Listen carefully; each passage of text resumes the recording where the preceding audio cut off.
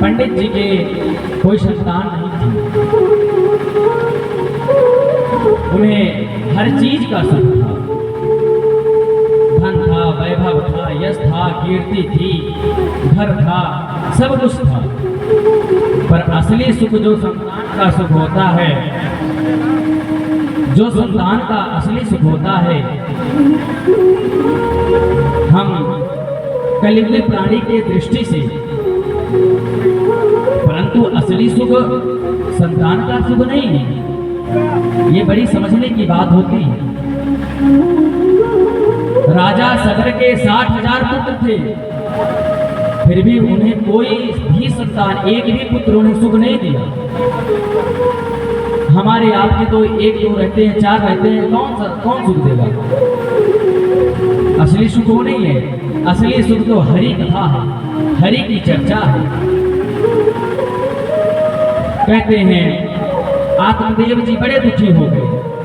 सब लोग ताना मारते कि अरे निसंतान है तू, तेरे कोई संतान ही नहीं है। आत्मदेव जी बड़े परेशान, एक गाय घर पे ले आए। लोग कहते हैं ना कि जिसके घर में पुत्र ना हो रहा हो, पुत्री ना हो रही हो, गाय की सेवा करो, संतान हो जाएगी। गौ की सेवा करोगे तो पुत्र हो जाएगा। और सत्यता है, होता भी है। अभी हम लोग राजस्थान में थे, वहां के यातायात मंत्री थे रोहताज शर्मा जी। उनके यहाँ मेरा कार्यक्रम चल रहा था। वो 5 भाई थे, 5 भाइयों में कम से कम 12 लड़के 5 भाइयों को मिला करके, किंतु किसी के संतान नहीं थी, ना लड़के के ना लड़का के, किसी के पुत्र नहीं था। सबके पुत्री ही पुत्री, पुत्री ही पुत्री। उसके लिए उन्होंने गौ सेवा प्रारंभ किया। अभी कुछ दिन पहले वो चर्चा हमसे पहले किए थे कि क्या करें महाराज जी, तब हमने उन्हें बताया था कि आप गौ सेवा प्रारंभ करिए और दूर कहीं मत जाइए। आप यहाँ से चले जाइए बैढ़न के पास, वहाँ पे एक जायसवाल जी हैं, प्रमाण दे रहा हूँ, जो बैंक मैनेजर हैं बैढ़न में। उनकी कोई संतान नहीं, 4 पुत्री। चारों पुत्रियों में से जो सबसे बड़ी पुत्री थी, जिसका नाम था वैष्णवी, वो खत्म हो गई पितृपक्ष में, कोई संतान नहीं। जो मुर्गी पालन फार्म होता है उसे चलाते थे। मैंने कहा इसे बंद करिए और गौ सेवा प्रारंभ करिए, फिर देखिएगा। समय आया,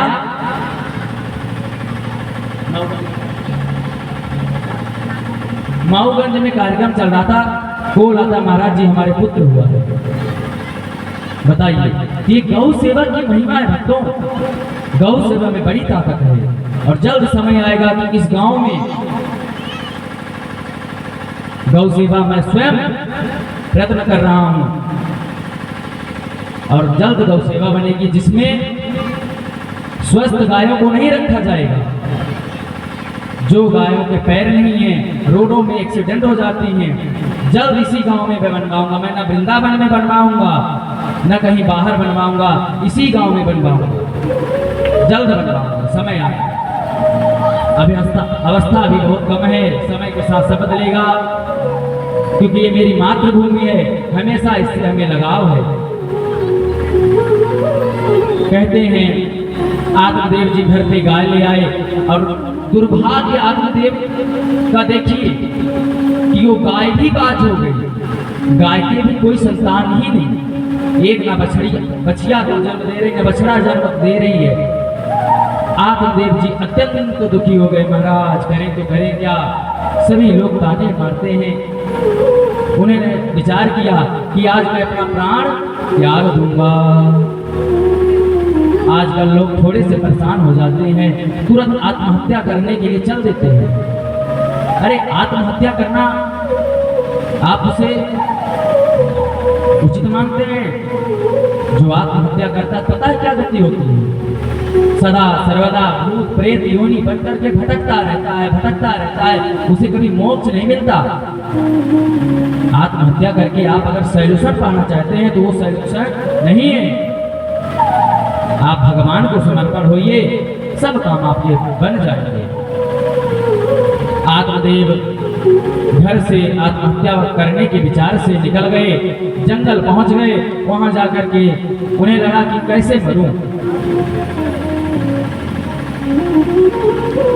उद्बंधवा वृषभक्षमाणवः, पेड़ से कूद करके मरूं कि जल में कूद करके मरूं, कैसे मरूं। फिर उनके मन में विचार आया कि मरना ही है तो चलो पहले कुछ देर बैठ करके भगवान का भजन करते हैं। भगवान का भजन कर रहे थे, प्यास लगती है, नदी के किनारे जैसे जल पीने गए, भगवान के भजन की कृपा इस प्रकार हुई कि वहां संत ये योगी आ गए। जब योगी ने देखा कि ब्राह्मण रो रहे हैं, आत्महत्या करने के विचार में हैं, योगी ने पूछा, कथम रोदसी विप्रत्वम काते चिंता वलीयसी। हे विप्र, आप क्यों रो रहे हैं? आपके दुख का क्या कारण है? संपूर्ण बात बता दिए। बोलते हैं कि कोई संतान नहीं है, सारे गांव के लोग हमें ताने मारते हैं। ऐसे जीवन का क्या मतलब? हम वृक्ष लगाते हैं, वृक्ष फलदार नहीं होता। हम गाय घर पे लाए, गाय बाज हो गई। ऐसे जीवन का क्या मतलब? तब कहते हैं कि प्रभु आप कुछ कृपा करिए।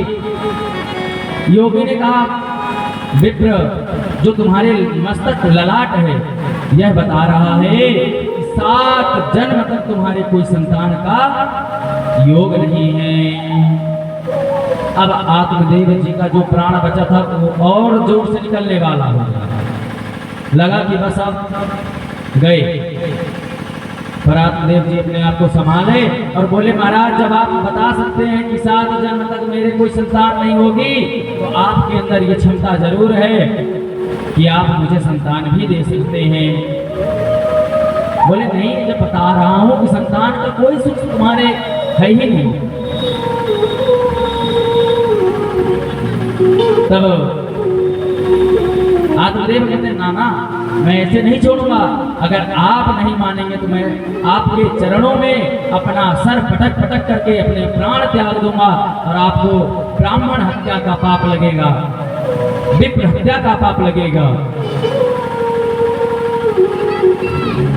जब आत्मदेव बहुत प्रयास किए तब योगी ने कहा, ठीक है, तुम बहुत प्रयास कर रहे हो, तब तुम्हें मैं एक उपाय बताता हूँ। अपने झोले से एक फल निकाला और आत्मदेव को दे दिया। बोला, ले जाओ, अपनी पत्नी धुंधली को दे देना, किंतु कहना, क्या कहना, कि बड़े पवित्रता, बहुत शुद्धता, किसी से लड़ाई झगड़ा नहीं करेगी, भगवान का भजन कीर्तन करेगी। आत्मदेव बहुत प्रसन्न हुए, विप्र को, योगी को वही प्रणाम किए और भागते हुए घर चले गए। और दौड़ते दौड़ते जैसे घर गांव में प्रवेश हुए तभी से आवाज लगाना चालू कर दिया, पंडितानी, ओ पंडितानी। अब पंडितानी के मन में लोभ हो गया कि आज तो पंडित जी कहीं अच्छी जगह पूजा कराने गए होंगे, चकाचक माल आया होगा, 9 लखा हार आया होगा। और भागते दौड़ते अंदर घर में काम कर रही थी, दौड़े दौड़े आई। और माताओं की बड़ी एक अच्छी आदत होती है कि घर में जब कोई पुरुष आते हैं तुरंत उनका थैला बैग खोले। ब्राह्मणों के घर में विशेष, मैं तो ब्राह्मण घर से हूँ, मुझे पता है कि घर में कुछ भी लेकर जाओ सबसे पहले गठरी खोली जाती है। तो गठरी खोले, उन्होंने मन में लोभ हो गया कि 9 लखा हार आया होगा। किंतु जब पास में गए तो एक फल दिया, और जब फल देख करके पंडितानी का माथा गरम और बोली, क्या चिल्लाए जा रहे हैं? फल के लिए कोई ऐसे चिल्लाता है? बोलो, कोई ये साधारण फल नहीं है, इसे तुम पाओ, अवश्य तुम्हें संतान की प्राप्ति होगी। अब धुंधली के मन में बड़ी चिंता हुई कि ठीक है, कोई फल खाने से अगर पुत्र होता तो आज तो सबके यहाँ पुत्र होता। उसके मन में संदेह हो गया। तभी भी देखिए सभी माताएं बहनें, सभी लोग जो भी यहाँ उपस्थित हैं, सभी लोग ना कभी संत की वाणी में संदेह करना चाहिए, न वेद की वाणी में संदेह करना चाहिए, ना भगवान की वाणी में संदेह करना चाहिए। इनकी बात सदा सर्वदा माननी चाहिए। कहते हैं